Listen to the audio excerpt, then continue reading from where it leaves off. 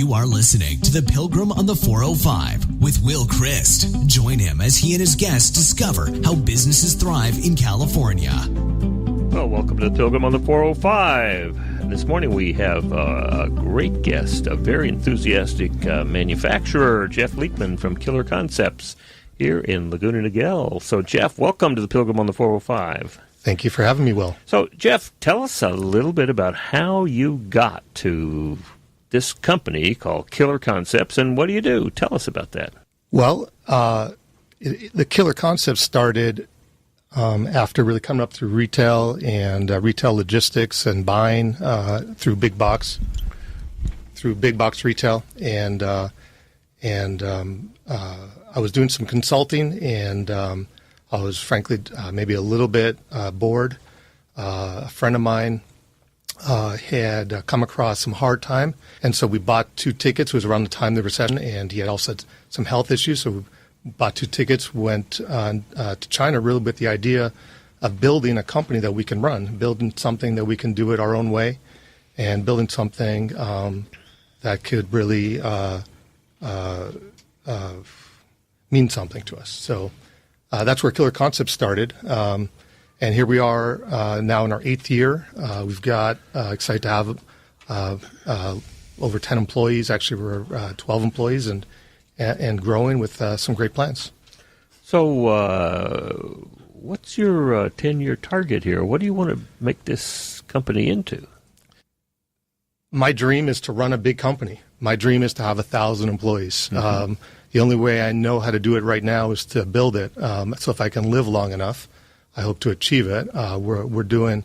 It's a constant battle of making some short-term decisions to try to grow your company at the pace you want to be at, with the other side of the equation, which is to make conservative or smart business decisions that you can survive in the short term as well. So it's every day is that challenge, and every day it's exciting to try to grow the company to that position. That's really what we're trying to do, which seems kind of really silly from the outside looking in terms of what we make and how and who we are, but it is our goal. So I appreciate silly from looking at your website, but tell us what that means.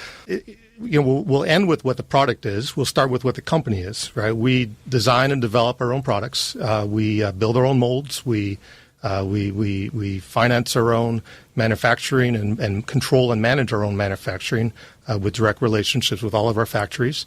And we manage our own supply chain. We import it into our own warehouse. We do our full retail compliance and out of a facility. And we create our own marketing. We create our own packaging. We create our own all of our digital assets. And we go to market. And our market traditionally is big box. And so when you're going through the cash register of your favorite retailer, there's a pretty good chance you're going to see one of our products. And I'm excited to say that for the most part, all of our products are of our own IP, of our own, and where we have trademarks or patents on whatever makes that product unique. And we've managed to find a foothold that we're still making sure it's secure enough to drag us to the next step. But we're confident in our path. So share with the audience what your products are. Okay, so the company was founded with a speaker, with the Rocksteady speaker, and we did have very early dreams that are still current in us to become a speaker company and really do some fun and exciting things. And we're working on an exciting product that I'm sure we'll talk about later. But like most companies, you have a challenge, capital. And capital is doesn't if you don't have a lot of it, you can't afford to make big mistakes. So we started at the bottom, making a little cell phone holder, a little suction cup cell phone holder that's called the Piggy. It's great. It's the best-selling smartphone holder probably on the planet. Really? I think so. Well, I've seen them. They are funny. They're funny. And what's great is we turned that into a family. So last year we have Piggy, and now we have Piggy and Friends, where you kind of have a Piggy and drag in all different animal shapes. And we're working on every 12 months another set of added shapes that keep that product going. And we've had a lot of excitement around that product. So a lot of them. This is the iPhone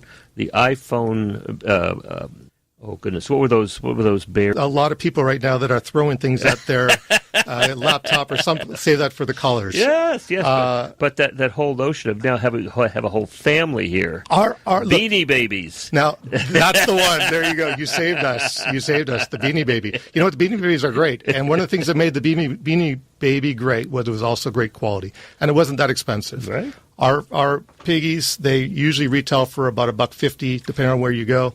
And it's a business plan in itself. It's got a nice solution for the retailer. We offer them lots of margins and lots of merchandising solutions. And then we also offer a product that's really good quality. And with the added shapes, and there are people buying several, and it's exciting about that. We've got some exciting plans. We really are excited to maybe at least leave our DNA kind of in the field of pop culture, I guess. It's the Beanie Babies. Yeah, but yeah, those guys. I hope, in a way, yeah, that's interesting. Thank you. So the piggies now. So what we use these piggies on the back of our cell phones, right? Right. So a piggy is basically a suction cup with feet, and so you suction cup it to the back of your phone, and as long as you have a smooth surface, the piggy will suction cup and hold that phone and for you, so you can then place your phone at about a 45-degree-ish angle and watch movies and stuff on your phone horizontally, and it's great. It's fun. They're cute, and you know when and the shape is fun. It's got a little piggy tail, and it's got a nice round plump belly, and it's kind of found throughout its family. So there's a piggy dolphin, there's a piggy dog, there's a piggy. How many of these have you sold? With Piggy and Friends and Piggy, last month we passed 20 million. Hey, and 20 million. Yeah, and we've taken all that money and squandered it on trying to build a bigger company. But it's an exciting product. 20 million. Oh, come on now. Where did this concept come from? Well, the idea of doing everything one-handed while you can hold your phone while you're on an airplane or where you're at lunch or anything, or trying to prop it up on your coffee cup, just never seemed like the ultimate long-term solution. Back in when the company started, we really looked at a bunch of products. What are we going to start a company with? And we came back from China with a handful of products, and then it was always about, okay, now what can we make better? How can we make this our own? And back then, we started with the Rocksteady speaker. It was a speaker. We'll talk about that later. Speakers are wonderful. I'm fascinated with this piggy. But the idea of a stand was one of them. And finally, there had been this little suction cup that looks like a toilet bowl plunger. And it was kind of cute. And then it was just about doodling it on a piece of paper. And I remember I was leaving China on my first trip after we had tried to find a silicone partner and that we can make our molds with, and that we can get the quality one, because we're audited by Walmart, so you have to build the proper warehouse, the factory that can do this. We wanted also good quality, so FDA certification on the silicone.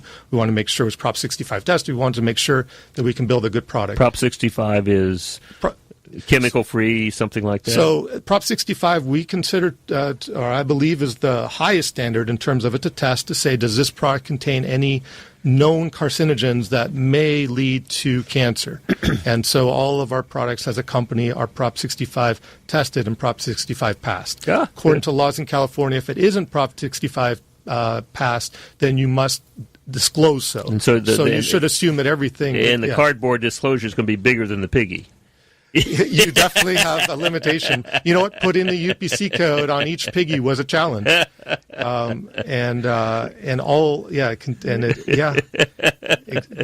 exactly. So now, all right. So you designed this. Now you go back to China to have manufacturing. Now, is this your manufacturing plant? Is this a co-op? Is this?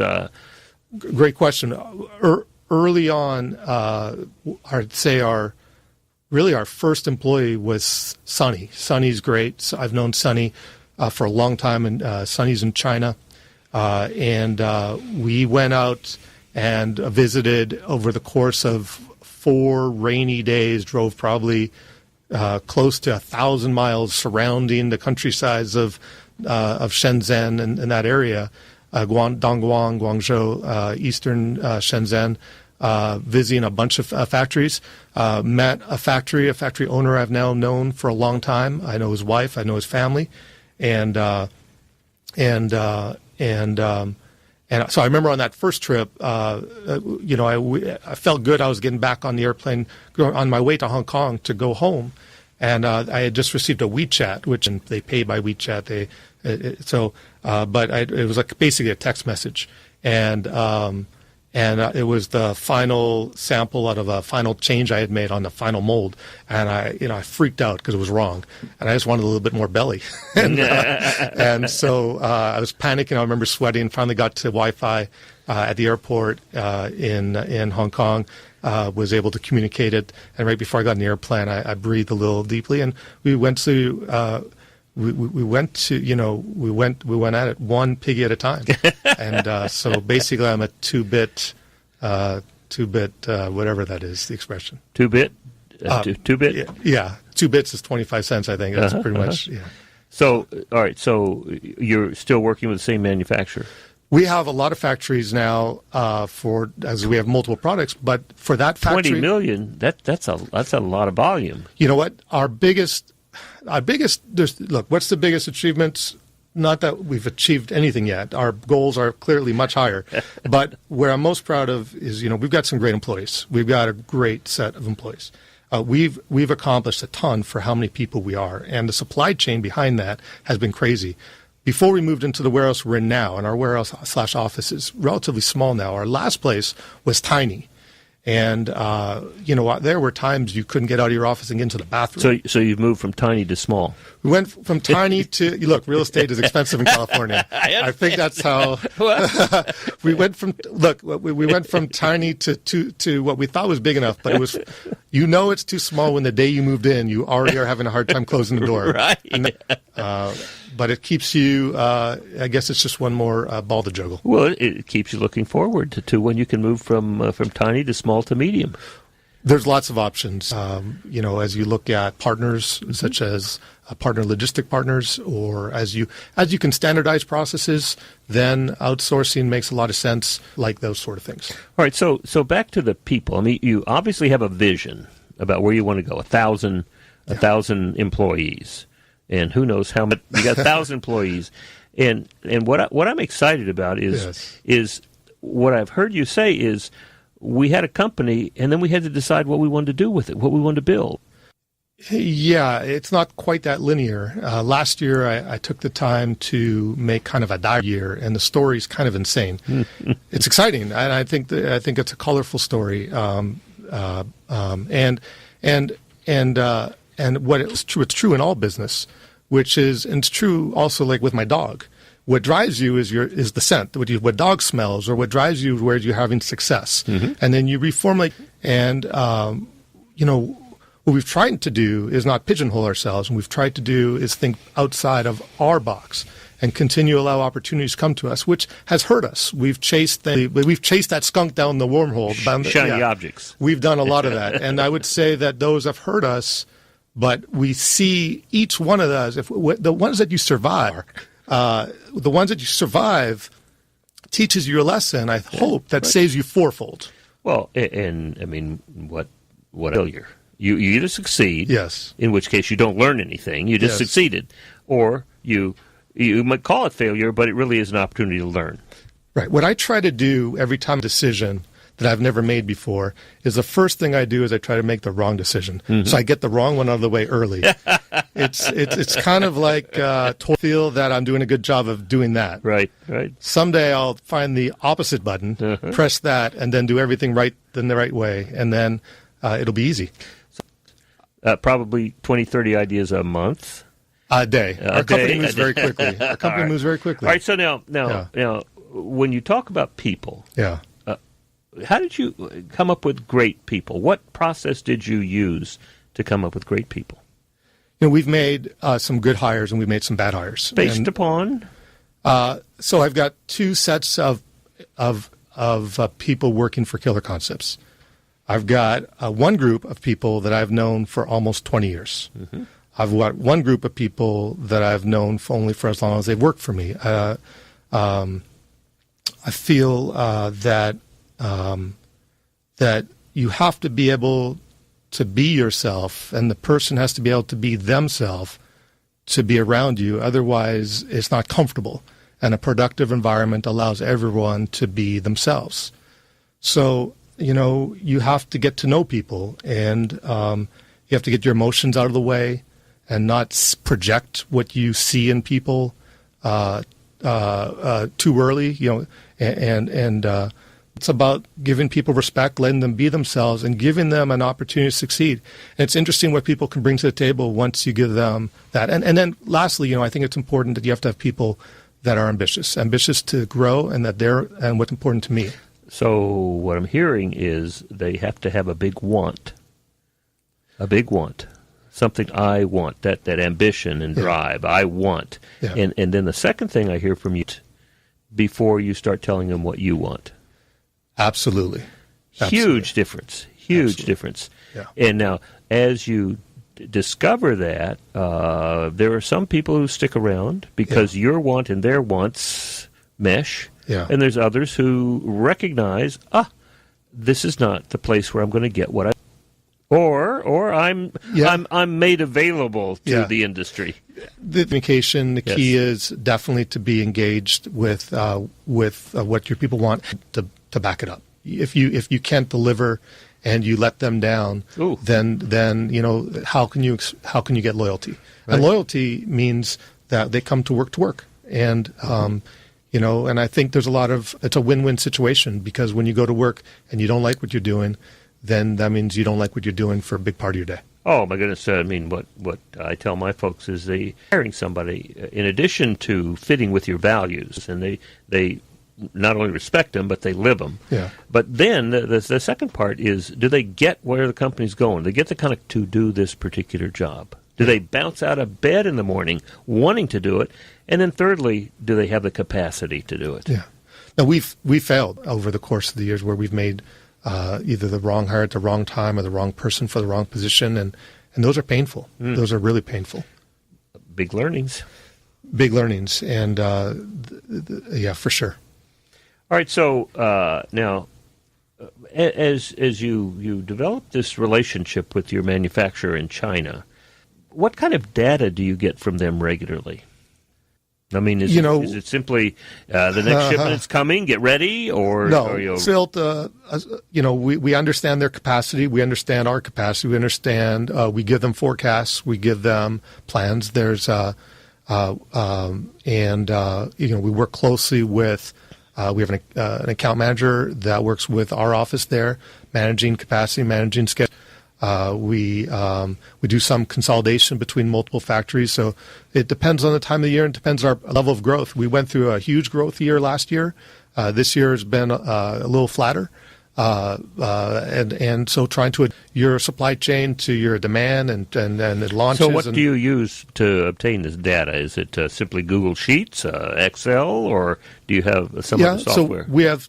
Our company started with Excel. I would say that on the 0 to 10 scale, Excel is. We've got a CFO who was off the charts on Excel. But when we moved to an ERP is when we grew up. We had been creating some interesting Excel spreadsheets that helped us to manage that. We still use to log certain data points, but we use QuickBooks Enterprise.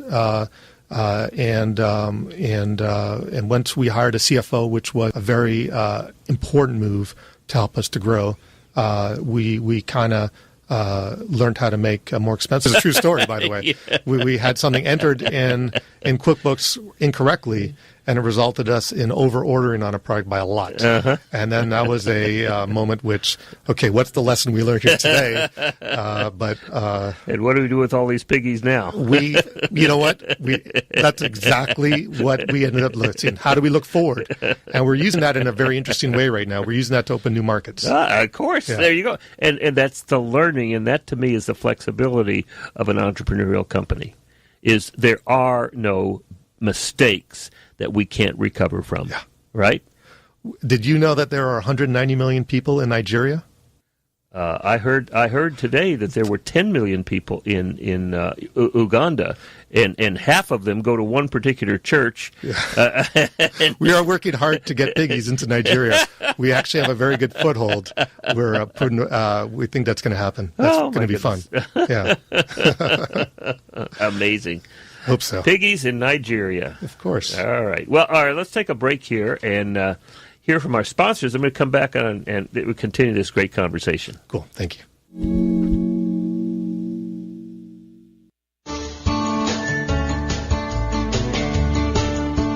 Hi, it's time for another tip from Sandler Training. Traditional sales training teaches techniques on how to eliminate stalls and objections. Some are fancy sales moves, while others are programmed responses. Sales is a conversation, and I don't know how you can memorize every possible response for every sales situation. Also, the prospect has usually heard these responses before and has been turned off by some fancy sales move. When you really think about it, the only person qualified to address the stall or objection is the prospect. Ask the right questions, and you will eliminate stalls and objections. And that's another tip from Sandler Training, finding power through reinforcement. Well, welcome back to the Pilgrim on the 405, where we're talking to Jeff Leitman, the president and co-founder of Killer Concepts, and the maestro and czar of Piggy World. So now, I presume that when you mentioned the shipments that they come in through the LA port. Yep, we had some really interesting challenges. Becoming an international company sounds pretty. There's banking. That's a hard part. Sending money and communicating money in other currencies in other countries, especially China. You can't use PayPal? You can't just PayPal a factory $300,000 or whatever it is you're sending that day. And there was days where it was crazy. And then the logistics of it, early on, after I came out of retail, I worked for quite a few years for a logistics company. I learned a lot. I had a really good team there. It was a company that grew quickly and really was really a great culture, great leadership. A company called Leitman. We did a lot of video game stuff, and so I leaned on some of my relationships there and started doing some containers that way. Got hurt really badly. We had some delays on a container that was just a horrible Christmas that nearly probably took 5 years off my life when a container got delayed through customs, and then a week of this and a week of that, and by the time it arrived at our house, our first order as a company for 1 million units had gotten canceled just 3 days earlier. Santa Claus already took off. Sorry, it was a low moment. Yeah. And then we partnered with a bigger company, and we have some more reliable lanes, and they handle we just book it in China and we receive it here, and we built the processes. And I think that's fundamentally part of that platform is what is your company? You can put a lot of weight on a platform, and the more weight you can put on that platform, the more you can make money until it kind of crumbles and you got to reinvest in that platform. We keep growing our platform, but our platform is pretty broad right now, and it's ready to be scaled. And so the chase of scaling your platform is where you get yourself in trouble sometimes if you do it wrong. But that's the supply chain portion of that. It's part of that platform. And so it comes in through the port. Comes in through the port. We take it to our warehouse in Laguna Hills. And is that by truck? It is. It's called drayage, and it's on the crane lifts the container off the boat and lowers it down into kind of this really neat kind of machine, and it's brought somewhere, and eventually when it gets the okay, it gets picked up again and put onto a truck, and they put about 4 bolts on the sides. They drive it up the 405, right? And sometimes when you sit here, maybe we can see it out the window here, and it shows up at our warehouse. And we don't have a dock, so everything is floor unloaded, and these containers are loaded to the hilt of boxes. And each box is full of silicone pigs, which are not light. And so every one of them has been unloaded early on in the company. I remember a drenched T-shirt as I did that with Rick and some other people. And later on, we have more people. And we've had some people. It's part of the experience. It's fun, and we've now So that's how that's done. So what's the timeline from putting it on the boat in China to hitting the dock here? So in all of our supply chain, you got to build in lead times. We have lead time for manufacturing. We know what their capacity is and so on and so forth. But from the time that it leaves China to when it gets to our warehouse, it's usually somewhere between 3 to 3.5 weeks, sometimes 4. It's really only about, I think, 12 to 13 days on the water.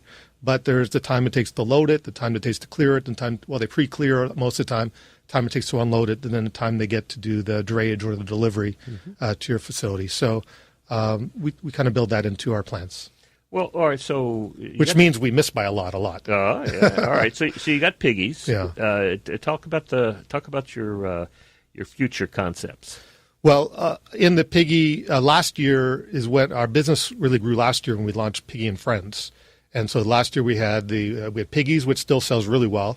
Piggy and Friends was all the new shapes. So it's a bunch of other animals that are kind of in the Piggy Friend. They're kind of cute. I think you'll enjoy them. We talked, and then we've got actually a plan with some new shapes coming out, and then the ones after that as well we're working on, which is a whole family. The Piggy is something you leave on your bedstand at home, and but for business users like myself, I'm at lunch. Sometimes I want to have my phone horizontally. Sometimes I want to have my phone vertically. So that's why we created the Piggy Pro, the professional Piggy. And it's just a very thin aluminum plate that attaches to the back of your phone or your case. And it's got a little trap door. You pull it open, and there's a mirror in there to check your teeth. And it's also a really firm hinge, a really unusually firm hinge. And that hinge allows you to orient your phone in a lot of different angles, vertically or horizontally. So this would really be Piggy light. Very light on the Piggy. Very light on the Piggy. Very light on the, for sure, and light on the piggy bank. And it's also a magnet, so a magnet mount. So if you buy one of our magnets, which is a really strong one, then it'll grab onto your phone. Now, is your channel through Walmart as well? Not yet. Everything happens at its own pace. Launching a product is a very difficult and expensive and test of patience process. You're trying to create something out of nothing. Last year, we made a lot. It started making some big investments. We made a website. We hired a crew and made commercials, we hired a director and an ad firm to help us make that, to try to explain the technology, explain why it's a benefit. We just creating those digital assets. We invested heavily in trying to in the traditional Facebooks and online channels to build the brand and build product awareness. We do have it now starting to hit some retailers. We've got some retailers that are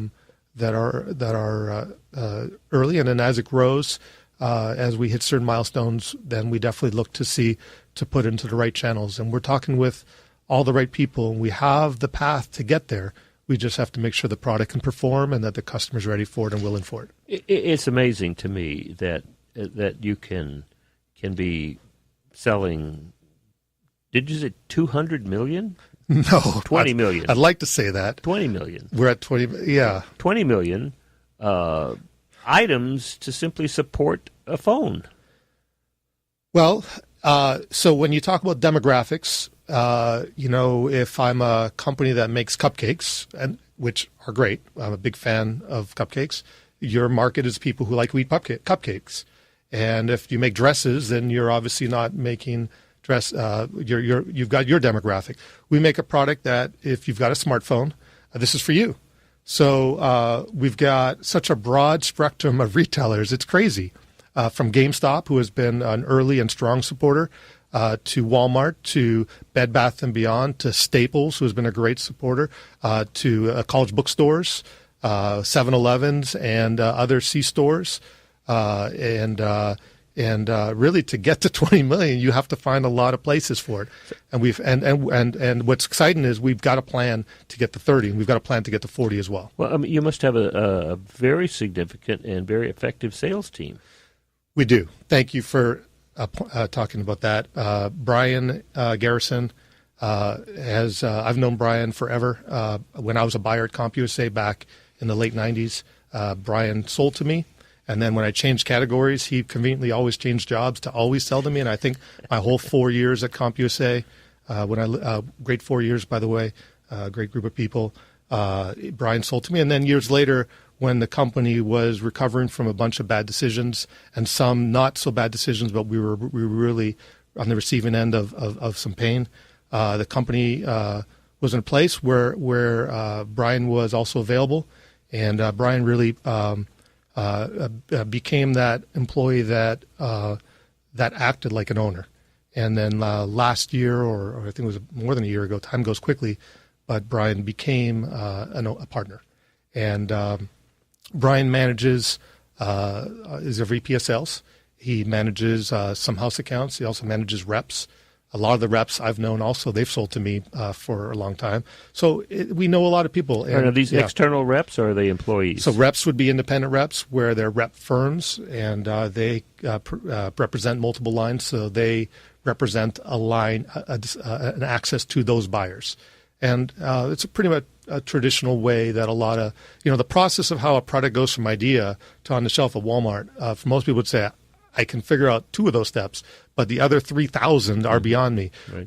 We've taken products from start to end, and we did that by coming in with a little bit of knowledge of how it's done. When I was a buyer, or when I was in retail, or when I sold to retail, or when Brian sold to retail, and those sort of things. And then we got a little lucky, and also the fact that Brian just is great, and he's a huge asset. So you got a great manufacturer in China. We do. And you have dependable logistics. We do. And you have a great channel and a sales team. Yeah. What more is there? Well, I wish I could say nothing. I can say a lot. First of all, you've got a channel that needs to be fed, and you have to keep coming out what's new. We can't be the company that started in 1 year and ended the next year, especially since we didn't keep the money. The money's all gone. We spent it on families, employees, and building the platform, and investing in new products. The stuff that we're working on excite us. So I want to hear about the new products. For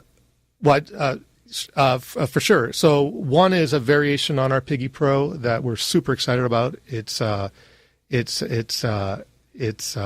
just say, let's talk about the speaker. Okay. So Rocksteady has been is really the where the company started back when my partner Rick, who left the company, I think it was the end of 2014, if my number's correct. But we were building a speaker company and also building a second business, which was all part of Killer Concepts. That's kind of complicated, but Rocksteady was really where it started from, and it had always been part of Killer Concepts. And we've never really invested in marketing or advertising, and Rocksteady just continues to sell. It's a good little speaker. It's a speaker that's well engineered. It's a speaker that sounds good. It's got a lot of unique features, and it just sounds good. It's a good speaker. And actually, about a year and a half ago, we had some Piggy money, and what we've done with all our Piggy money is invested, and we started to work on a new speaker, and we had the luxury to take our time and try to do it right. We spent a year on it, and then 3 months ago I killed that project because we decided to build an even better speaker, and we're with all that we learned, but get rid of some legacy issues. And so we're working on a terrific speaker that we know will launch in 2019, and I'm super excited about that. And like what I learned on Piggy Pro, it takes time. The first year is just to make sure anybody even knows you're out there, but hopefully we can learn some lessons and speed that up and get it going. But it's a product that really excites me because it takes us in a completely different direction. Well, tell me about what's going to be good about this new speaker without tipping your hand. Yeah. Well, technology has accelerated and improved so quickly. And once you get so many so many players in the space. Once an industry matures, you start to get some benefits. So with Bluetooth, there's always new functionality being built into Bluetooth. And the later you can launch your speaker, the later you have the latest feature of Bluetooth. So you're always behind the curve because then you got to build it and market it and all that. So I'm excited about some of the new features that are available in Bluetooth that we're going to leverage. 2 is I'm excited about some of the battery technologies that allow us to do something more with the voltage to really create a more full and incredible sound. And then we've got a form factor that we really like. And like our Rocksteady, we're going to build some bras for it, some silicone. We do a lot with silicone, so some silicone sleeves and bras for it that help you to really use it in unique ways. And we just think that, life is better with a soundtrack. And so we're going to build speakers that sound great, really are simple to use, and do the one thing. They don't order toilet paper. They play music, and that's important. So when will these be available? So the process generally is where we have our next batch of prototypes coming back with the last changes we asked for. And if that's close, then we go to a production unit, which then will make a small production run. We'll do some testing on that. And so assuming we are where we think we are, to answer your question, probably around Q3 of 2019. But we reserve the right to take our time and do it right. Sure. And, so if I were to drop by in Laguna Hills, I could at least hear something from the prototype? For sure. It sounds good. great. Yeah. Good. Yeah. Although it's not fully tuned yet. Right now we're working through the mechanical side. The tuning comes towards the end. And this is manufactured in China as well? It is. But not by the same manufacturer? Definitely not. It's a new factory, a factory I met about 4 years ago, and it was a factory I liked, and we went back to see him, and we worked on this project together. So as we conclude here, what would you say to a couple of guys who were sitting around with a napkin and a couple of pens, and they said, we want to start a company. We don't know what it's going to be. Yeah. What would you say to them that you've learned so far that would help them get started? Well, stick in an area that you know really well. Otherwise, make sure you have deep pockets because it's going to be expensive to learn the lessons you get from experience. We know retail, we know manufacturing and logistics, so it made sense for us. If you don't understand the supply chain or you don't understand, know what is succeeding, right? What is your goal? If you don't even know how to get there, then be prepared for a lot of learning, and that could be expensive. With that said, go for it, but don't make, just like if you have a really good job, they say don't make a career-ending decision, make career-limiting decisions. Same thing with business. Don't make career-ending businesses, make career-limiting businesses. Things that you can survive allows you to stay on focus to what your vision is. And as long as that vision is clear to you and you believe in your vision, then good luck. Great. All right, so I suppose why don't you tell the group to pay attention, look for the piggies as they go through the cash register line in Walmart and where else? So Walmart, GameStop, Staples, 7-Eleven, Bed Bath & Beyond. We've got some Kroger's and Fred Meyer stores. We've got some great partners in Canada. There's a lot of customers, and I'm going to leave them out. We love all our customers of all sizes.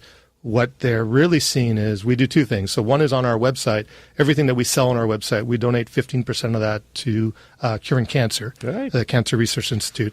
And then the rest of the money we use to pay our employees. Good. And that's where. So tell us about the website. Where should people go? So our website is www.killerc.com, KILLERC.com, and that's for Killer Concepts. And but definitely support our retailers and give some good wishes as we try to grow our company and achieve some goals. Now, if somebody wanted to take you out to lunch and pick your brain, how would they get in touch with you? I'm always available, but our company main email address is support@killerc.com, and every email gets read and every email gets answered. Excellent. Thanks a lot, Jeff, for being with us. It's been a lot of fun. I don't know what else to say, but other than keep those piggies rolling, right? Absolutely. Thank you. Appreciate you. that. Thank you so much, Will. Well, that's there we go with another wonderful time with an entrepreneur in Southern California telling us how businesses thrive in California. You've been listening to The Pilgrim on the 405 with Will Christ.